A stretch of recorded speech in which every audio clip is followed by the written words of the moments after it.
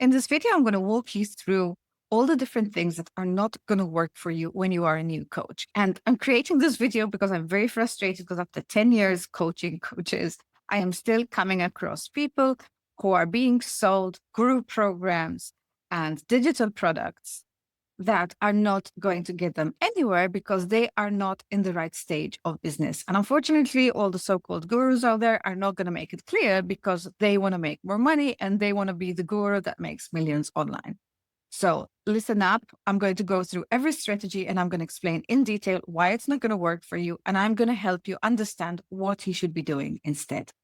So for those of you who are back to my channel, welcome back. If you're new here, my name is Stephanie Fiteni. I have been coaching coaches for the last 10 years. I have an online business, coaching coaches worldwide, mostly in the US, but stretches all the way from Singapore to Dubai to most of the countries in Europe and of course also the UK. So I have a lot of experience working with coaches everywhere. And what I've learned over the last 10 years is that coaches face the same problems, no matter where they are situated. So listen up. Today, we're going to go through the difficulties that you're going to find with the different marketing strategies. When I first became a coach myself and I went online, I already had quite a lot of experience in marketing because I had owned my own marketing agency for 12 years. So I was familiar with all the strategies. I had used them extensively and I knew exactly what I was doing. But still, I started realizing that when I was trying to learn from other people online, they were misguiding me because there were certain things that did not quite work if you were still trying to get on the first rung of that ladder.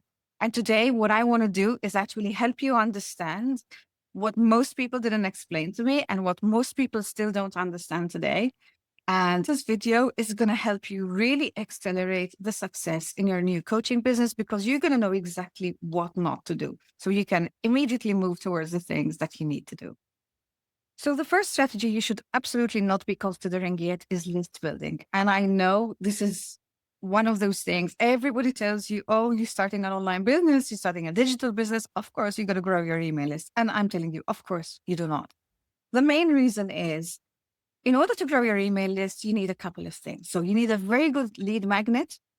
You also need a lot of visibility for that lead magnet. And you also need a lot of knowledge about your ideal clients to get your lead magnets right. So what tends to happen is if you start immediately as you're setting up your online coaching business, you're probably going to grow your email list with the wrong people. And you're going to need a budget, which you very likely do not have. Obviously, that is debatable. Some people do have a budget for ads, but you are going to spend a lot of money to grow an email list, which probably is not going to be made exactly of your own ideal clients. So later on, after your first year of business, you're probably going to look at your list and you're going to say, I have spent so much money growing this list, and these are not the people I'm working with. So you're going to have to redo it all over again. The main reason is when you're starting off as a coaching business, as an online coach, the first thing is to get your foundations right. And your foundations are your ideal client, your packages, your pricing, also your offline strategy to support different sources of leads and different sources of business. And unless you have those things already sorted, your list is not really going to help very much. Another thing is a lot of people think that people are going to get on your list and they're going to buy right away. They are not, because you need two things to get people to buy. First of all, based on human nature, which is something you cannot absolutely change, they're going to take approximately 6 to 9 months to actually even consider buying anything from you. And also, you're going to have to get really good at email. You're going to have to get really good at speaking to your ideal client, which you need to know pretty well to speak to them. And also, you need to really hone in on your email writing skills. And these are usually things that are quite very difficult in the beginning. Of course, there are ways of accelerating, turning these 9 months into maybe 3 months or even maybe less time, but you are going to need what we call relationship accelerators for that. Relationship accelerators are videos and podcasts usually that help people get to know you and trust you a little bit faster. Again, these are not strategies you can do in the beginning because in order to put together a very good relationship accelerator that works, you need to really know your ideal clients. And chances are In the beginning, you don't, because you need to work with a minimum of 20 clients that are willing to pay you. So your free coaching clients, the ones you use for your certification, are not very valid for this, because you need to validate that these are people that are not only getting results from what you do, but they are also willing to pay for those results. So again, we're going back to the foundations. You absolutely need the foundations first. The same thing goes for social media. So a lot of people say, I started posting on social media, but my following is not growing. I did get maybe a bit of interest in the beginning, but now it's all died out. And this is perfectly normal. The reason why this happens is that most people actually do have some low-hanging fruit. And this low-hanging fruit are friends and friends of friends who already know and trust you. So you don't have to build that trust with them. And of course, this is stuff that you should be using in the beginning to start getting your first clients. But you cannot base your long-term marketing strategy on the success you're going to have from the low-hanging fruit, because it's soon going to dry out. And you will start wondering, what the hell's going on? My strategy was working and now it's not. And the truth is, no, your strategy was never really working, because very likely you are still not super clear about your strategy. You're not super clear about who you're attracting, why you're attracting them, and what they're willing to pay for.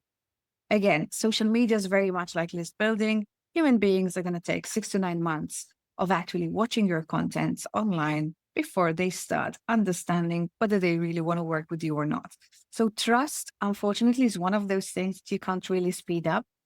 It's one of those things. Sometimes you might get people who are impulsive and they work with you more impulsively, and that's perfectly fine. But most people actually need quite a bit of time to be able to generate that trust that's going to make them buy from you.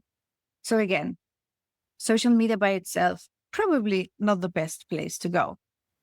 Another thing that I see a lot of new coaches talking about that they really want to do is selling digital courses and doing evergreen webinars and, having like an ads funnel on their site.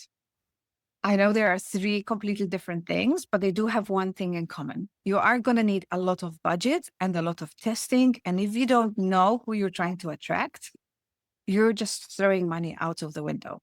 So if you don't know your ideal client really well, if you don't know exactly what appeals to them about your packages, if you don't know what your strongest selling point is, it's really going to be difficult to make all these 3 things work. Now you're saying, well, what can I do if there are all these things I cannot do?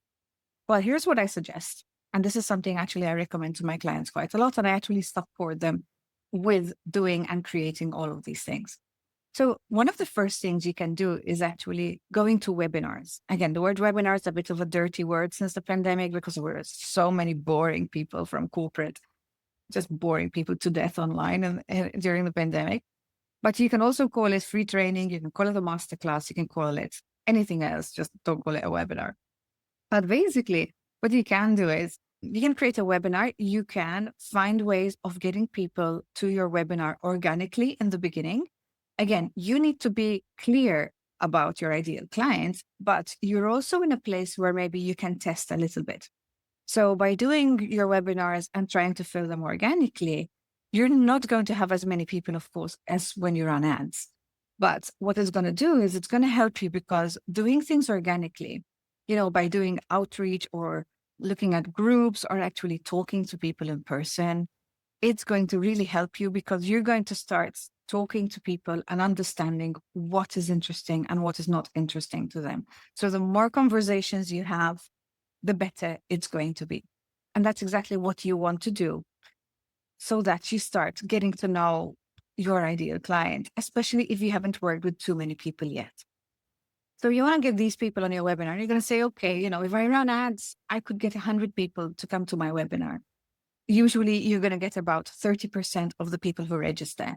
So, if you get maybe 40 people interested, you can create an event on Facebook, you can create an event on LinkedIn, you can invite all your contacts. You can do all of these things organically. Maybe you're going to get 20 people on the webinar, maybe 25. Organically, these are numbers that are very doable. And what tends to happen is that if you're selling one-to-one, so this is something I highly recommend, don't think of selling to groups, because you need a large volume and it's a lot of pressure to sell 10 to 15 spots in one webinar. So focus on selling one-to-one first so that you can have a small number of people coming to your webinar. And it's a skill that you're going to develop. It's a skill that is going to come in very useful later to sell groups, but you should definitely start by selling one-to-one in the beginning. And it's as simple as giving a webinar about one of the pain points you resolve and then letting people know that they can book a discovery call with you. Do not try to sell your programs on the webinar itself unless you have maybe a small limited time offer, maybe on, say, a 3-session package or a 4-session package, which is not very expensive. But your first goal should be to get comfortable with the webinars, to get the conversation going with the people who are actually coming to your webinars. These are people who have the pain points you resolve. And you need to get to know the different people who have this pain point so that you can actually really understand who's going to benefit the most and who really wants and is very willing to pay to make that struggle go away, to make that pain go away. So webinars are really going to help you, but you have to do it organically first. And the whole thing ties into everything else. A lot of people like to have been sold this idea that you can record a video and then send ad traffic to it, or you can record a webinar and then send ad traffic to it and get people on your list and then convert it. When it comes to coaching, especially if you haven't worked with too many people yet, it's going to be very difficult for you to actually get these things to work. The main reason is as soon as you make something automatic, so you're not there live, the conversion rate is going to drop. Without actually testing it before, chances are it's going to convert at around 1 to 3%. As soon as people notice that this is pre-recorded and they're basically being processed, your conversion rate is going to drop. So what you want to do is you want to actually come to a place where you have done your one-to-one webinars, you have learned how to sell. Then maybe you want to add some ads so that you get more people into your funnel. You want to work on all the conversion points. So you want to work on your emails to get more people to come to the webinar. You want to work on your pitch to get more people to actually book that call with you so that you can then close them. If you're selling directly, you want to really improve the quality of the webinar to make sure that your conversion rate can go up to 10, 15%. It's absolutely possible with webinars. You can really push your conversion rate. But then you have to be aware that as soon as you make that same webinar evergreen, the conversion rate is going to drop. And that is why it's important to hone in on your webinar skills first. It's important to understand which emails are making people turn up at the webinar. So it's important to push up every conversion point that you have in the flow. Again, keep it as simple as possible because the more complicated the strategy becomes, the more conversion points you have, the more impossible the task is going to seem. So in the beginning, keep things simple, do things organically, and have as many conversations as possible with the people you want to attract. Another of my favorite strategies is SEO. And SEO basically just means that you're going to optimize your site. You're going to create regular content like this. You're going to have written content, video content, and you're going to get more traffic to your site and then allow people to actually get to know you and move on and book a discovery call. This is, out of all the strategies I've used, the one that's worked the best for me. It's helped me build a 6-figure coaching business purely from this one lead source. Everything else is cream on the cake, really, because it's the SEO that has brought the best converting traffic. People who come to your site because they're already looking for someone like you, they already have the struggles that you help with, are going to land on your content and they're going to make a decision very quickly about whether they want to talk to you or not. And in fact, getting people to your site and getting them to book a discovery call is the easiest way of getting clients. Now, of course, that is not something, again, that's going to happen too fast. And you do need to know your ideal clients, but it's something that you can actually work on. So if you're still in the beginning stage of your coaching business, I highly recommend working with a coach, not necessarily myself, but this is something I actually work with my clients. If you're interested in a discovery call, I'll put the link under this video. And the first thing is to work with your coach on really getting your ideal client clear. There are exercises you can do. There are, of course, things you can actively do in your marketing to listen and to gather information. You need to also get your packages right, because the ideal client needs to be well aligned with the package so that you can put literally these people in front of your package and they will automatically buy. I do not believe in pushing coaching because people have to be ready in order to do the work. It doesn't help the coach and it doesn't help the client if you do pushy sales, but it's important that there is a process, that there is alignment, and that you know how to speak to people to help them understand if what you're selling is what they need and if they are ready to go ahead with it and if they really value the results of what you offer.